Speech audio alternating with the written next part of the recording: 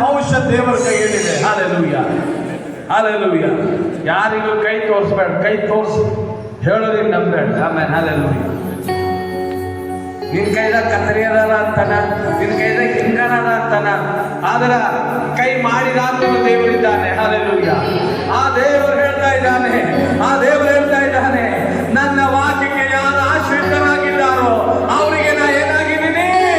ಗುರಾಣಿ ಆಗಿದ್ದೀನಿ. ಆಮೇಲೆ ಹಾಲೆಲೂಯ.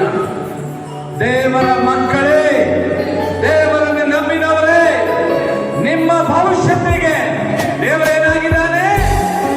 ಗುರಾಣಿ ಆಗಿದ್ದಾನೆ. ಗುರಾಣಿ ಕೆಲಸ ಏನು? ನನ್ನನ್ನು ಕಾಪಾಡ್ತಾನೆ. ಗುರಾಣಿ ಕೆಲಸ ಏನು? ಎದುರಿಂದ ಬರುವಂತ ದಾಳಿಗಳನ್ನೆಲ್ಲ ತಡಿತಾನೆ. ಆಮೇಲೆ ಹಲ್ಲೆಲೂಯ. ಒಂದು ನಾನು ಸುರಕ್ಷಿತವಾಗಿರ್ತೀನಿ.